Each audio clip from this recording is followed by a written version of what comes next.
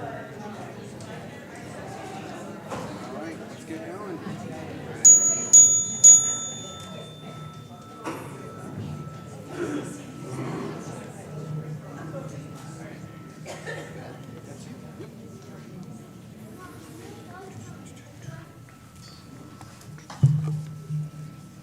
Good morning and welcome to the Unitarian Universalist Fellowship of Wayne County. We are a diverse congregation that welcomes you as you are, regardless of your age, ethnicity, race, sexual orientation, gender identity, economic status, or physical ability. We come together to seek deeper meaning and understanding from each other and the world around us. Your presence here today is a gift that brings us closer to that understanding. We are an active community that lives its values beyond the hours of Sunday, and I would like to call your attention to the following. Join the humanist group today at 11:30 in the large group room to hear Dan Zimmerman discuss commercial methane recovery from landfills. Join us on March 5th at 3 as we officially install Reverend Walter Clark as the minister of our fellowship. The celebration of the conventional relationship between congregation and minister will feature guest speakers from across the country and a few familiar faces from UUFWC's past. There will be a small reception after the service and hope that you will attend as we celebrate our first year of ministry in our new building.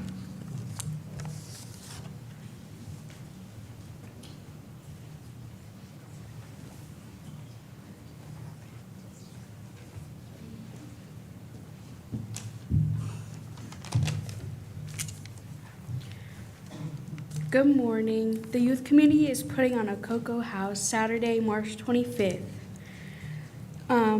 First, we need help. Cocoa House is a talent show for kids and youth under 18.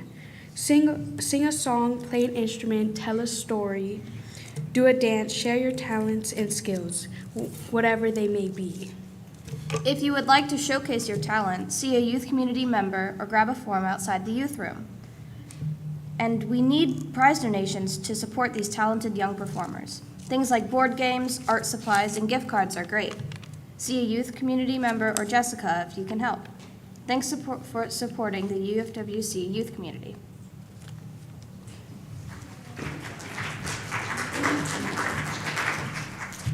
I know all of y'all are going to be donating some of your talents for the Cocoa House. I can't wait to see you there. I normally don't make announcements, but I wanted to take a moment here to talk about something that concerns most of us. Some of you may know, as it come to our attention, that the woods immediately north of the fellowship, which is owned by Worcester City Schools, will soon be going up for auction, most likely in late spring. The county's auditor website says the estimated 2020 value of the property is $167,000. And however, that final price will be basically stated by how the plans zone the land. And it is an auction, please remember that. This land begins 6 feet into our tree line, and while we would love to preserve these natural and private woods, budgetarily, we cannot, as a fellowship, purchase the land. Therefore, if you are interested in helping the board look into this possibility of preserving that land, whether it be through joining a task force or making a private donation, please contact a board member. And please understand, this would be separate and very distinct with our stewardship campaign. Keeping the building running, keeping our congregation active in our community is our priority. That is what we hold on to most. Thank you all for all of your love and attention. Thank you all for coming here on a Sunday morning. And now I would, since there are so many wonderful things going on, and if you'd like to know more, Karen Skubik, who is our membership director, will give you lots of information about all the things going on. I'd like to welcome Karen up now to introduce any visitors. Thank you, Walter. And we love when visitors come to our congregation because we love to share this wonderful place. And we have some returning visitors and some folks here for the first time. And if anybody wants to introduce themselves or someone that came with them, please do so now. You can just stand up. I'll bring the microphone over, and then we can talk to you after the service and better greet you. I want to welcome back Kennedy and Sam. They were here last week for their first time. Hi, Kennedy and Sam. And Jo Downs over here. I think she has an introduction to do. My daughter and son-in-law are here, and Dan will be the humanist speaker after the service. So, Jennifer grew up with you. Stand up. Stand up. She can tell you what to do. All right, thank you. They came from Michigan. I think maybe not just for giving your talk today, but all right. Anybody else that wants to introduce someone or be introduced? All right, welcome all.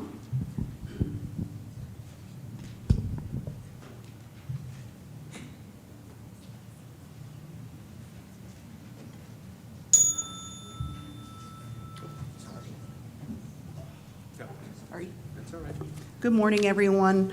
I'm one of the first speakers who are going to talk a little bit about our stewardship campaign this year, which is Living Your Values Everywhere. I'm Danny Shantz, for those of you I haven't met before. One of the things I love about UUs is that they show up. If there's an important event or issue that needs to be addressed, UUs show up. UUs show up even if the protest or event is not sexy, covered by the local news, or at a convenient time. A perfect example of this is being a member of the Board of Education. Being a board member is one of those responsibilities that everyone understands to be important, appreciates that someone else is doing, and certainly doesn't want to do themselves. This is especially the case now that public education has become a political battlefield. However, I can't think of a better way to live my UU values outside these walls as a board member. Public education is supposed to be the great equalizer, but unfortunately, not all public school kids have the same experience. I live my UU values by doing all that I can to make sure that the Worcester City School District serves the needs of all kids in our community, no matter their socioeconomic background, the color of their skin, or faith practice. This is how I show up. As a side note, there are 2 board positions that will be on the ballot this fall. I encourage you to consider whether this is a way you can live your UU values outside these walls. Reach out to me if you have questions or an interest in serving. Secondly, Bonnie and I will be out in the lobby after the service. If you have submitted your pledge for the annual stewardship drive, you can pick up your swag. Living Your Values Everywhere, recyclable grocery bag. Each pledge receives 2 bags. One, you could use both of them if you have teenagers you're feeding like I do. Or we encourage you when you're in the line at the grocery store and someone asks you about it to hand them a bag and invite them to visit our fellowship. Thank you.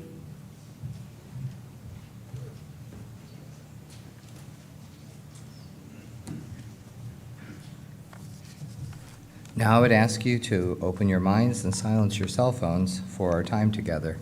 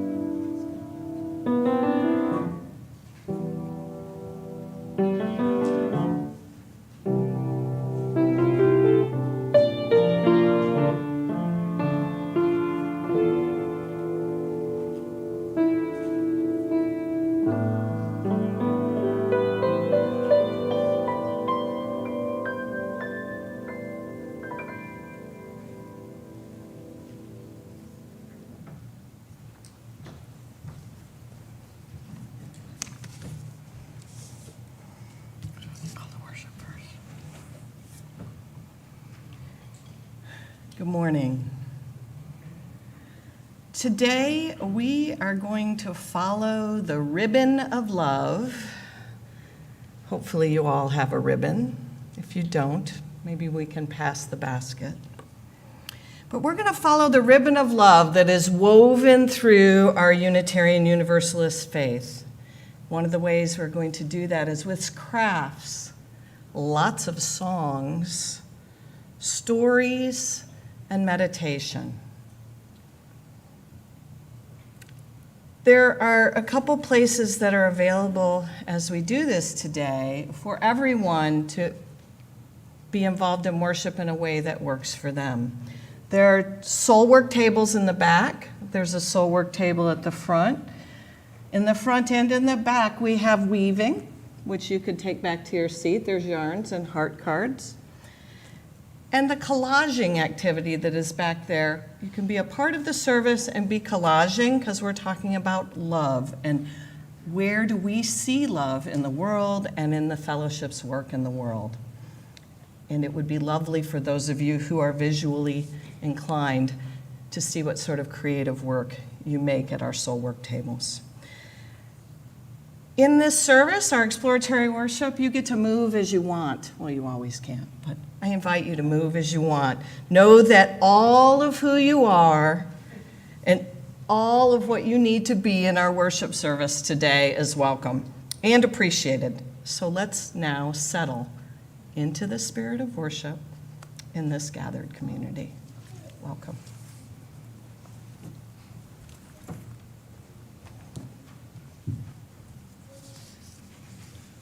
Our chalice lighting.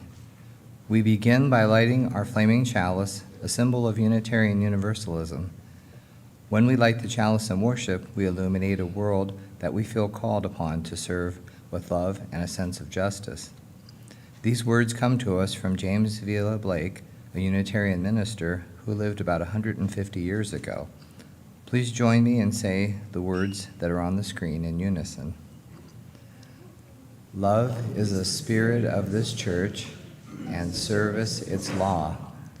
This is our great covenant, to dwell together in peace, to seek the truth in love, and to help one another.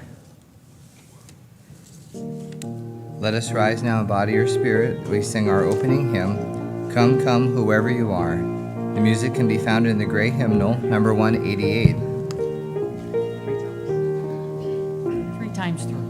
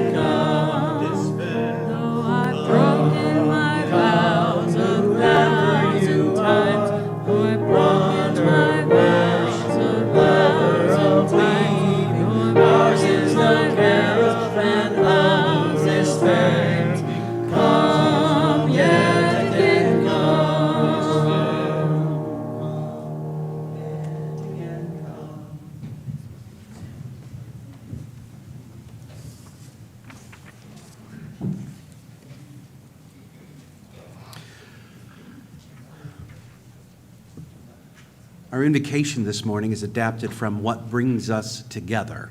Love is a common theological core by the Article 2 Study Commission. Our deepest common theological grounding and value is this: love.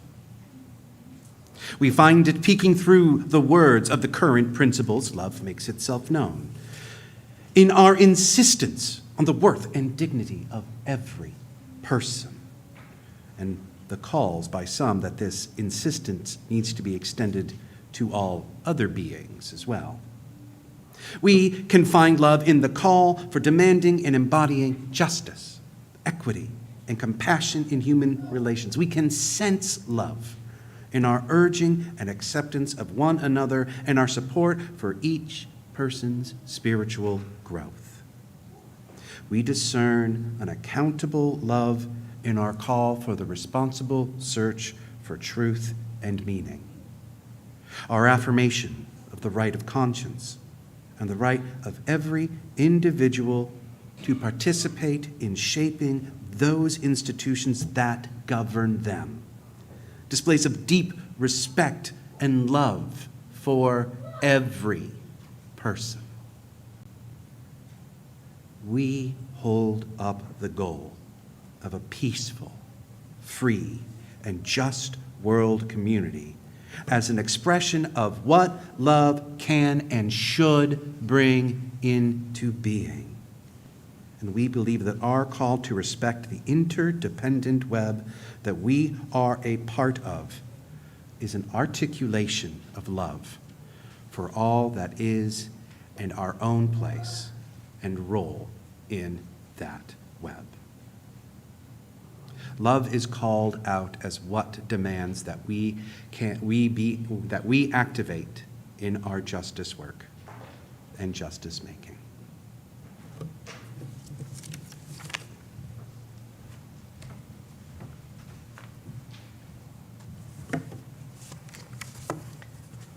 It's been said that love is at the center of our faith. Perhaps you've heard that. It's been the common thread that has always been woven through the theology of our faith ancestors. We're people who believe in love. From the beginning, John Winthrop, a Puritan leader, who tells us love is the bond of perfection. First, it is a bond or ligament. Secondly, it makes the work perfect.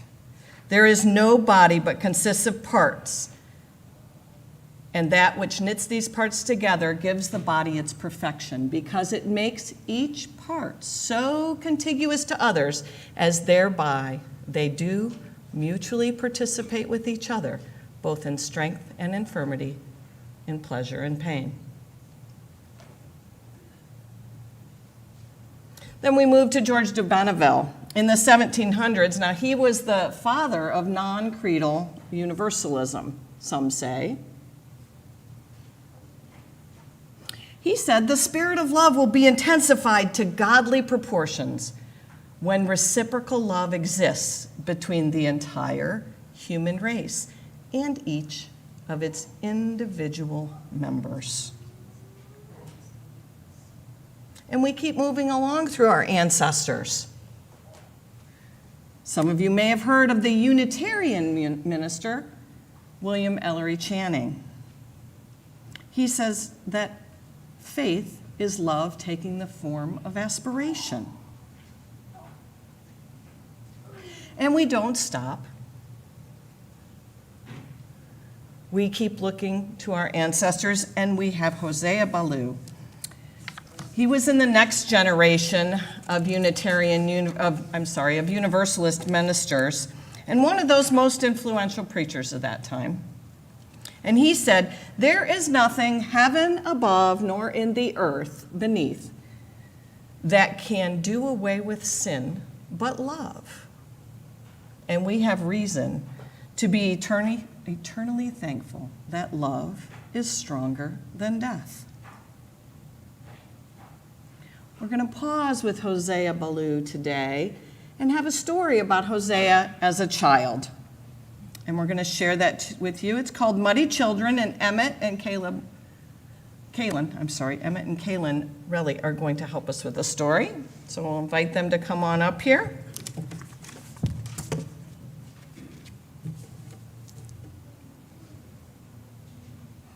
So over 200 years ago, in a small house in a small town,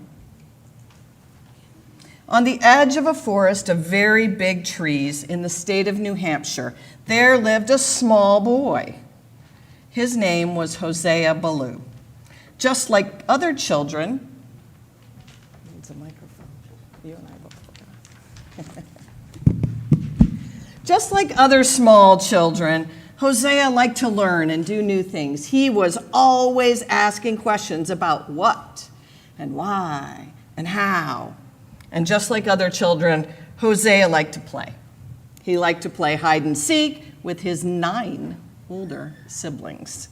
He liked to play word games inside when it was rainy, and he liked to play tag outside when it was sunny. In the winter, he liked to jump in snowdrifts. In the summer, he liked to jump in the creek. In the fall, he liked to jump into leaf piles, and in the spring was Hosea's favorite. Because in the spring, it would rain and rain and rain, and Hosea could jump in the mud. Hosea, just like other children, loved mud. He liked it when it was soft and squishy, and he liked it when it was thick and sticky. If it didn't rain quite enough, that was not a problem for Hosea. He would carry water to the dirt and create his own glorious mud puddles. He liked to poke sticks into the puddles and see how deep the mud was. He liked to make mud pies and build mud dams. He liked to jump so hard with both feet that it would splash everywhere. In fact, sometimes all over his brothers and sisters' clothes. And he loved to step in puddles very slowly so that the mud oozed up just a little bit between his toes. Oh yes, Hosea loved mud. Now you can imagine not everybody in his family liked mud quite as much as Hosea did. His mother had died when he was not quite 2 years old, so his older sisters took care of him. His sister, who did laundry and scrubbed the family's dirty clothes in big wash tubs, did not like having to scrub all the mud off Hosea's clothes, or everybody else's clothes either, because Hosea had splashed them with mud. His other older sister, who kept the children clean, didn't like having to scrub all the mud off Hosea himself. And Hosea, just like other children, did not like having baths, especially when it meant he had to stand in a wash tub in front of the fire and have water dumped over his head. But his sisters loved him, so they took him home and washed him and dried him and made him clean again. But then Hosea's sister went to their father. Their father was a Baptist preacher, and they said, "Father, please tell Hosea to stop playing in the mud." Hosea, you should not play in the mud. Why? Because just as we try to live a good life, to be kind to other people, and follow God's plan, we try to stay clean. Yes, Father. Well, after that day, he did indeed try to stay clean. He tried, but it wasn't easy. He stopped stomping in the mud puddles on purpose and splashing muddy water everywhere. And he stopped making enormous mud pies. But sometimes the mud was just there. Then he had to walk through the mud to get across the yard to gather the eggs from the chickens. He had to walk in the mud to feed the pigs. And sometimes when he was already muddy from doing his chores, he played in the mud just a little bit, and he got a little muddier. His sisters, who loved him, took him home and washed him and dried him and made him all clean. But his sister went to the father again and said, "Father, please stop Hosea from playing in the mud." Hosea, you must not play in the mud. Yes, Father, I have truly tried not to get muddy, most of the time anyway. Are you very angry with me, Father? I am disappointed in you, Hosea, and I'm a little angry with you. Father, do you still love me? Hosea, I will always love you. Hosea, no matter what you do. Even if I get muddy again? Yes. Even if I get really, really muddy? Yes. Even if I get all the mud all the way to my eyebrows, between my fingers and toes, and in my hair? Even then. But remember, Hosea, you must try to stay clean. I'll remember and I'll try. And he did. He stayed clean most of the time, anyway. As he grew up, he stopped liking mud quite so much, but he still liked to ask questions about what and how and why. When he was a teenager, Hosea went to his father. Father, how can it be that our church believes that God will only let one person out of 1,000 people into heaven, even if many of those 1,000 people live good lives? Hosea felt his father really didn't have a good answer to that question. Father, if I had the power to create a living creature, and I knew that creature would have a miserable life, would suffer and die, and then would go to hell and be miserable forever, and I went ahead and created it anyway, would that be a good thing or a bad thing? And would I be good or bad? His father didn't have an answer for that. Hosea had to find his own answers, so he read the Bible, a book with many stories about religious people and about God. He went to some Universalist churches and he asked more questions there. At the age of 19, Hosea told his father what he believed. Father, I believe in universal salvation. I think everyone, everywhere, will find salvation. Eventually, everyone will be saved from hell. I believe God will eventually let everyone into heaven, good and bad. How can you believe that? How can you believe that God will let bad people into heaven? Because, Father, I remember what you told me when I was small. I believe that if God is disappointed with people or a little angry with them, God will always love them and want them to be happy no matter what they do and no matter how muddy they get. The end.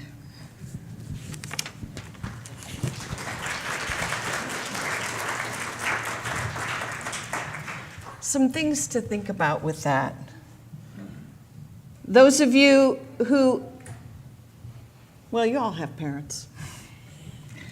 Has anyone ever really been tempted to do something that your parents told you not to do? Anybody? Yeah. So I wonder, why did Hosea Ballou think God would not send people to hell, even though the grown-ups around him thought that God would?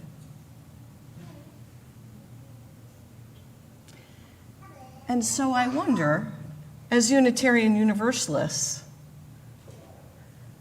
what does it mean to believe? Or what does it mean when we say that all people have inherent worth and dignity?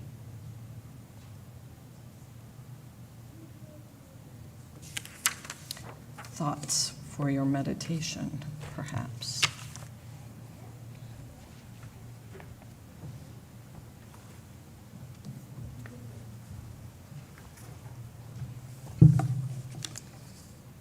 Our faith is centered on the belief that we can make this world a better place for all who dwell in it. In order to realize that vision, we need both the motivation and the means. Your donation helps the community put its faith into action by supporting our programming and facilities. This morning and throughout the month of February, donations that are not designated for another purpose will be split with NAMI, the National Alliance on Mental Illness. NAMI is the nation's largest grassroots mental health organization. Their mission is to provide mental health services through peer-based programming to those in need. The offering will now be collected and gratefully received.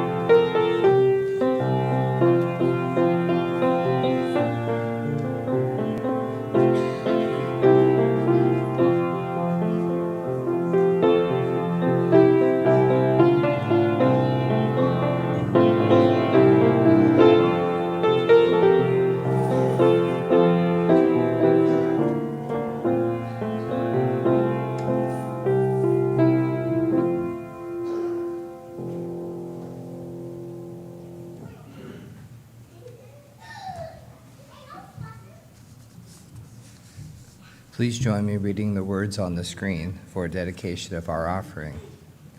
Let us be grateful when we are able to give, for many do not have that privilege. Let us be grateful for those who share our gifts with us, for we are enriched by their giving. Let us be grateful even for our needs, so that we may learn the generosity of others.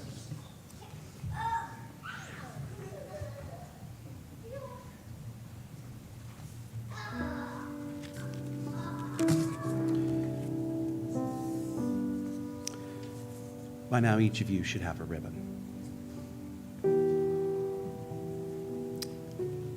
I invite you to hold on to it. Put it in your fist. Maybe weave it through your fingers. Let your gaze go soft, maybe out into the trees, point on the wall. Close your eyes. Just breathe. Take a deep breath. I want you to imagine love.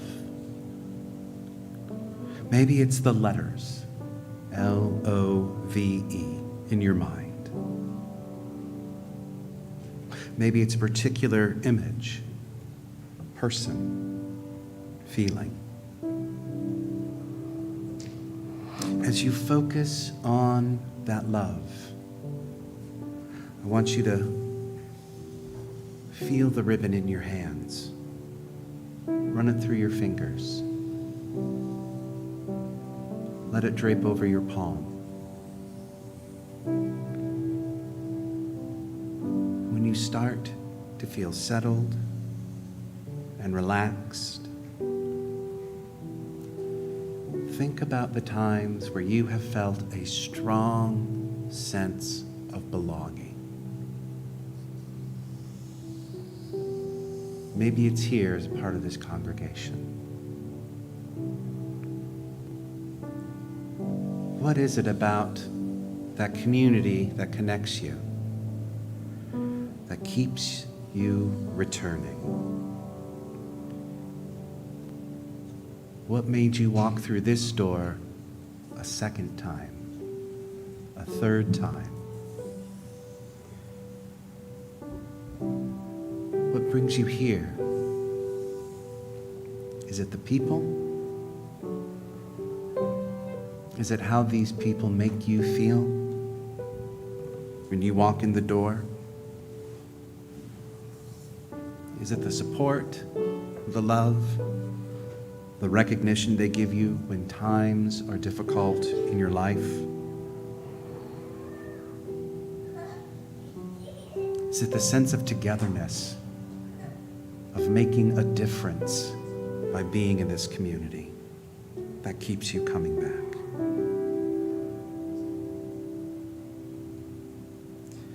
Think about when the people here, the community here, made you feel that the spirit of love is the spirit of this congregation.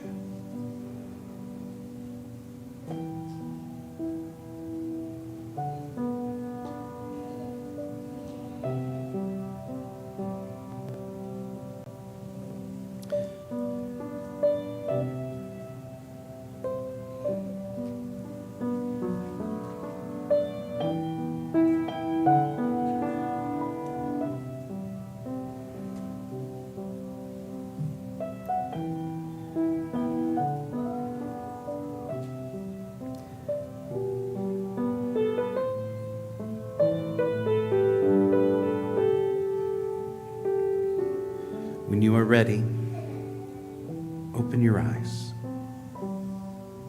Return to this space. I invite you, with your markers, to write the word love on that ribbon. And then if there are other thoughts, other words that came into mind during the meditation, write that as well. If you need a Sharpie, raise your hand. We'll bring some around.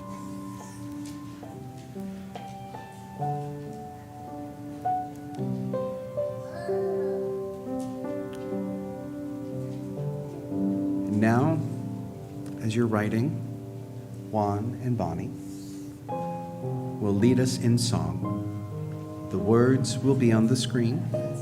It's a new song for us, but I think you'll like it. Sharon will play this through once. We will sing it through once together, and then we will split the congregation in half and do it as a round.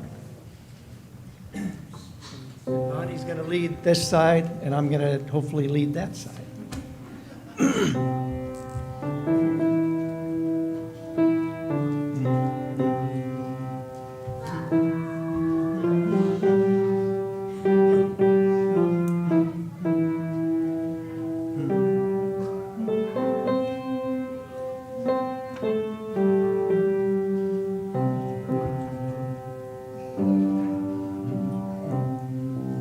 It's all set.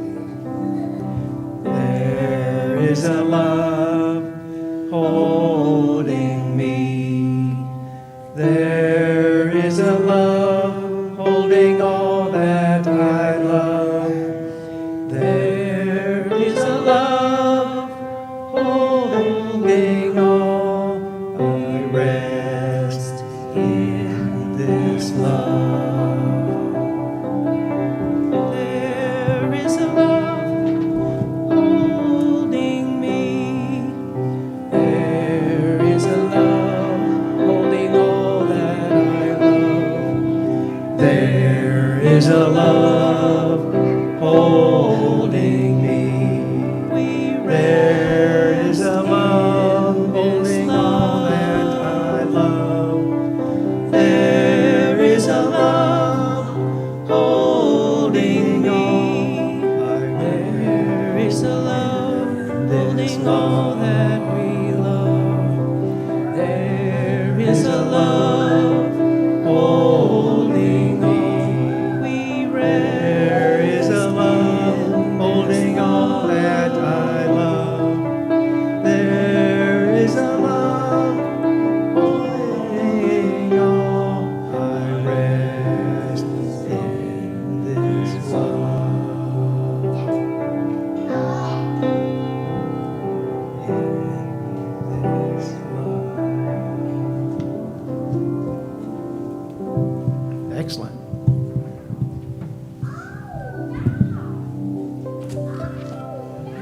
I invite you to turn to your neighbors and firmly knot your ribbons together. You have a neighbor on each side of you or behind you. We are creating a ribbon of love in a very long strand that we are going to weave into our tapestry of faith and love.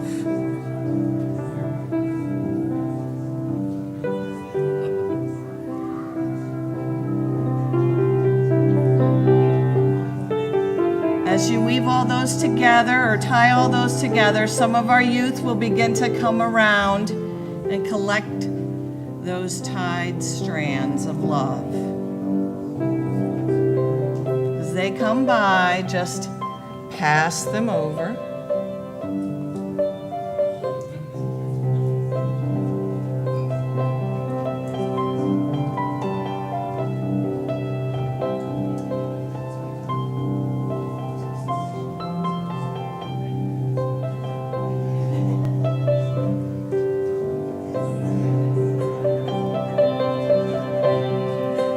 Long ribbons of love.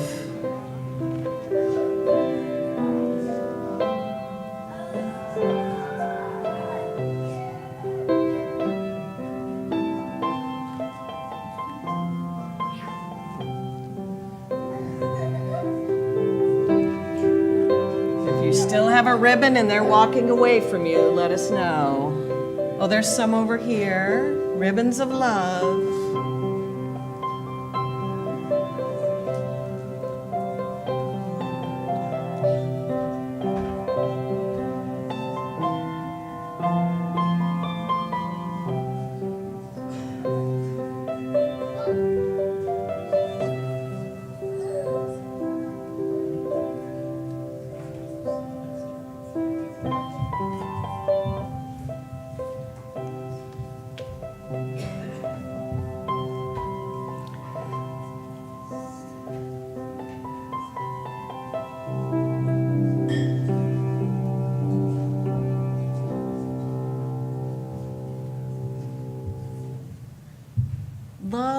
continues in our little journey to weave through our heritage. Almost all of the transcendentalists were Unitarians in the first half of the 19th century, and here is what bothered them. Materialism without deeper meaning or purpose. Growing economic insecurity and inequality. Racial injustice. Gender injustice. Superficiality. Insensitivity to the wisdom of nature and to issues of long-term sustainability. Bias against other religions or belief systems. They were bothered by the idea that education too often evaded the truth and failed to be inclusive. Did I mention this was in the first half of the 19th century? I think we can side with those sentiments and we continue to work for justice in the spirit of love for all. Ralph Waldo Emerson said to us, "Every being in nature has its existence so connected with other human beings that if set apart from them, it would instantly perish." We have a story this morning about Ralph Waldo Emerson and Ellen Tucker Emerson, his daughter. And I want to invite Joe and Ellie Chirpick up to help us share that story.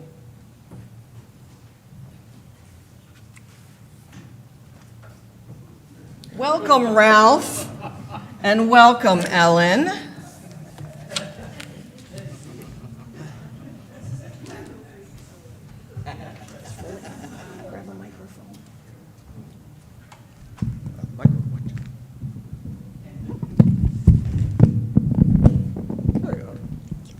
Here you go, Ralph. You can have your own.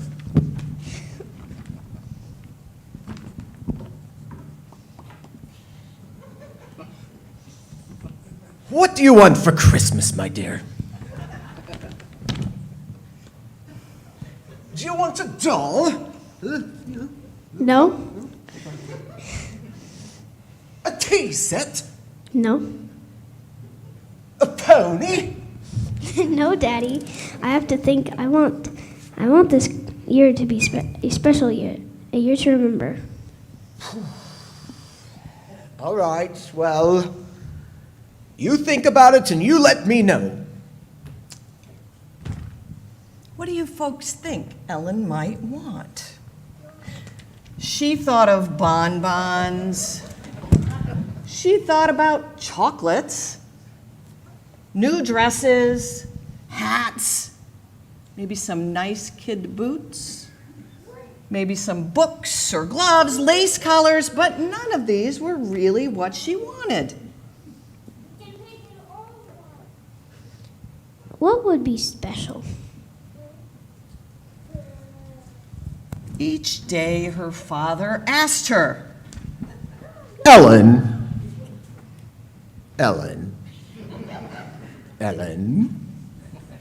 do you know what you want for Christmas yet? No, Father, I'm still thinking. Well, it's almost March.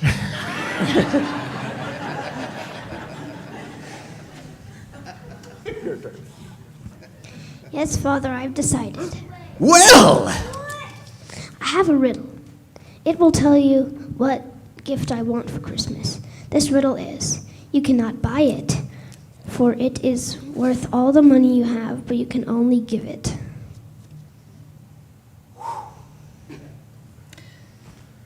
I cannot buy it because it is worth all the money we have. And I can only give it. Is that right? Yes, Father. Well, now it is my turn to think about your riddle. I have to find the perfect present in the mystery. Do y'all remember it? What was the riddle?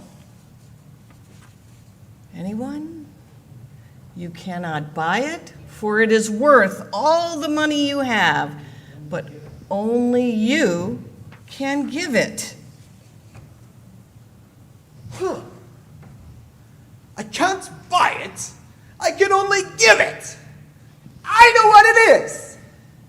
I know what it is. But now, how will I give it to Ellen? Has anyone else figured it out? Under the Christmas tree, there was no present from her father. Ellen didn't expect one. After all the presents were opened,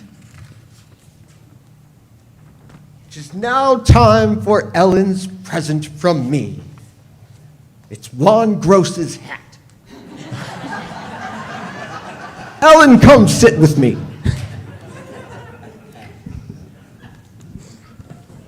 My present to you is very special.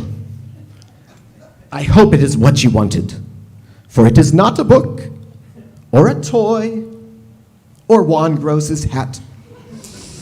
It is instead a present that is for all seasons and for each day. This year, your Christmas present from me is that we will spend time together every week, just the two of us. For you are my very special daughter, and I love you so dearly. Oh, Daddy, I knew you would figure out the riddle. Yes!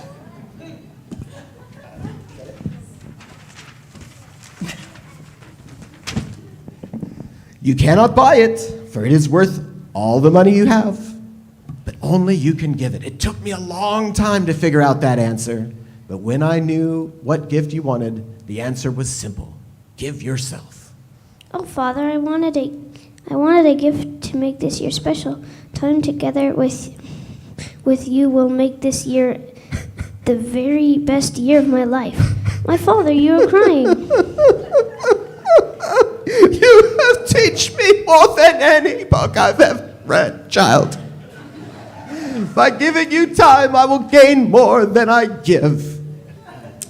it was Ellen's turn to figure out this riddle. How will he gain more than he gives? By spending time with her. She thought she knew. Love multiplies. Perhaps she would only understand when she was older, when she had children of her own. But her father understood. And when he wrote an essay on giving, he wrote, "Give of yourself."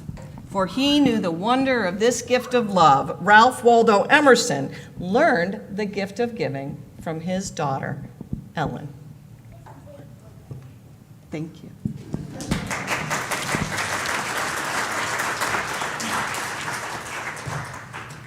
Thank you. I want to invite Gail Woosley and Alex Mayfield and Judy Smith to come up. And they're going to be singing a song by Malvina Reynolds called Magic Penny. Some of you might know it.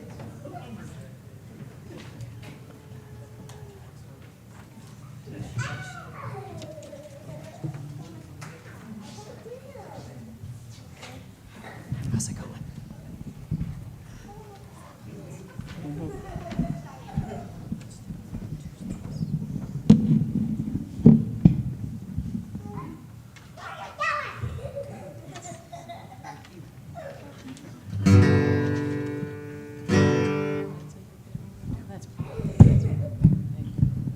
And the name of the song is what, Alex? In the microphone. Say this. Say this. No. I will say it for you. It's called Magic Penny. And Penny.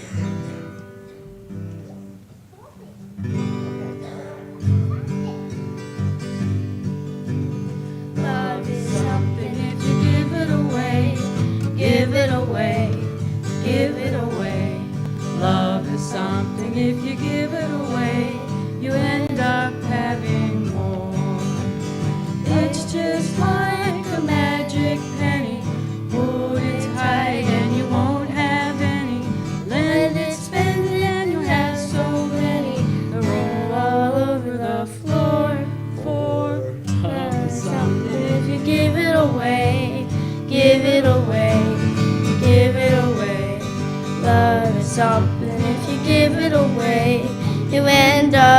having more. Money is handy when we like to use it, but love is better if you don't refuse it. It's a treasure if you never lose it, unless you lock up your door. For love is something if you give it away, give it away, give it away. Love is something if you give it away, you end up having more. So let's go dancing to the lake of day. If there's a fight, then we can pay. When love is something if we give it away, you end up having more. For love is something if you give it away, give it away, give it away. Love is something if you give it away, you end up having more.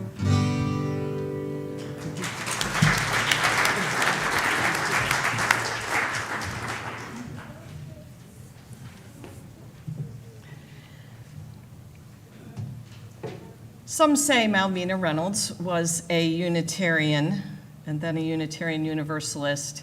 She certainly spent a lot of time in those congregations sharing sermons through music. And that was her picture, by the way. Unitarian humanism, as we move forward in our ancestry, is built on a deep reverence for all that is our lives, to seek compassionate connection to others, to work to build the human good, a common good, I should say, to work to build a common good, to understand that none of us will be fully happy until we all have the opportunity to create good lives for ourselves.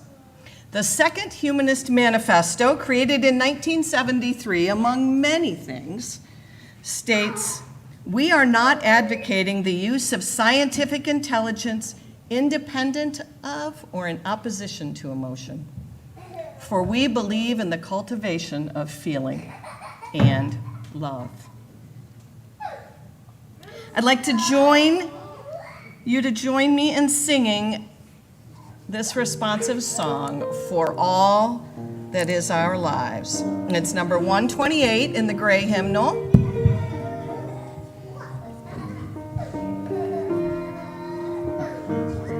Let's rise in body or spirit.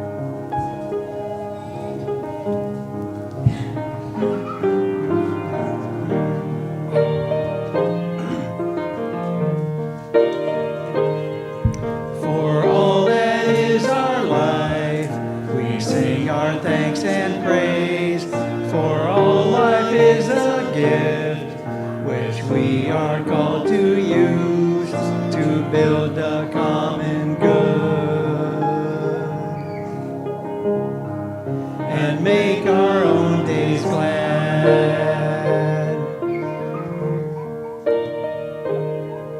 For needs which others serve, for services we give, for work and its rewards, for hours of rest and love, we come with praise and thanks. For all that is our life, for sorrow we must bear, for failures, pain, and loss, for each new thing we learn, for fearful hours that pass, we come with praise and thanks. For all that is our life,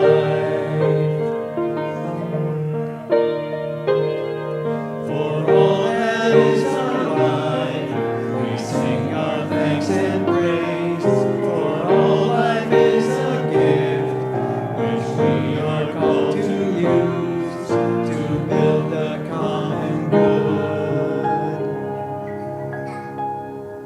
and make our own days glad.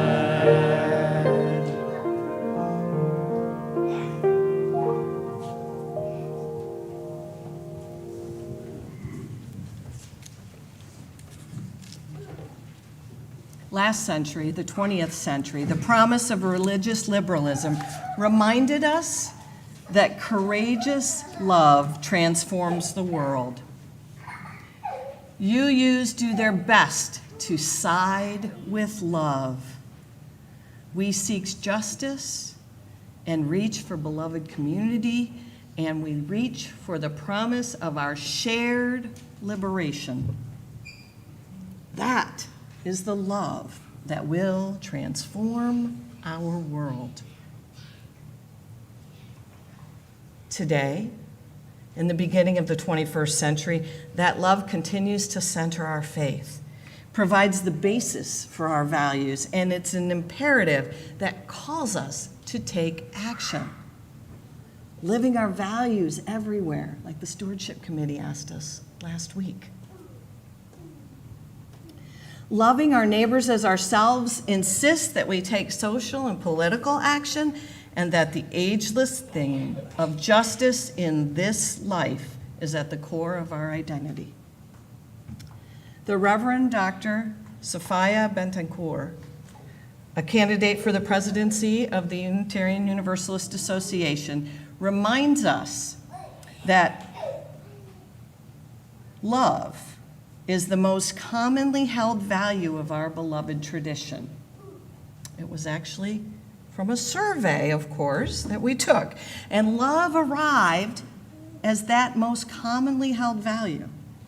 As inheritors of teachings that insist on the possibility of this all-embracing love, whether that love is born of the highest potential of our human reason, or whether that love is born from a loving God whose creation reflects its sacredness in every single form, or from the wisdoms and teachings that lie between the rational and the supernatural, we are covenanted to stretch ourselves and to grow ever closer to reflecting the beloved community that is capable, truly capable, of holding all souls.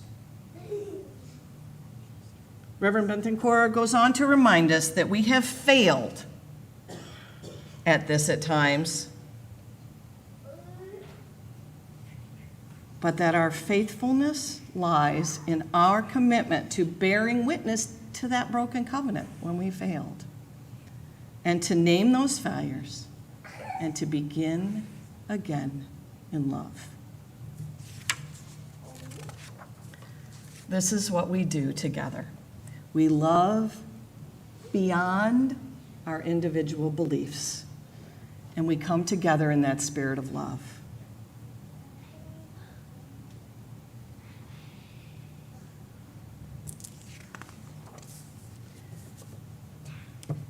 This ends our message of love, and I invite you to join in one more song, Answering the Call of Love. The music, the notes are in the Teal hymnal, number 1014. The lyrics are projected on the screen. Answering the Call of Love.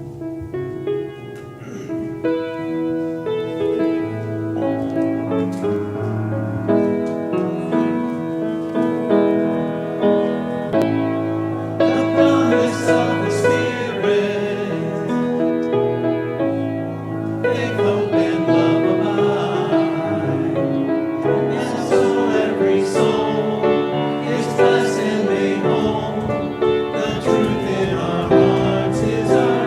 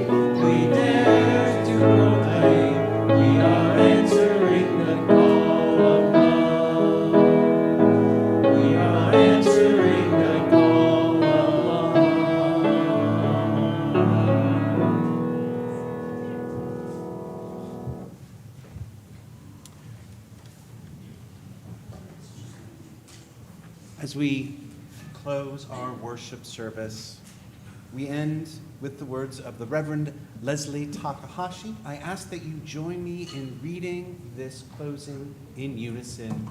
The words will be on the screen. Well, yes, they will. All that we have ever loved and all that we have ever been stands with us on the brink of all we aspire to create. A deeper peace, a larger love, a more embracing hope, a deeper joy of this life we share. May it be so.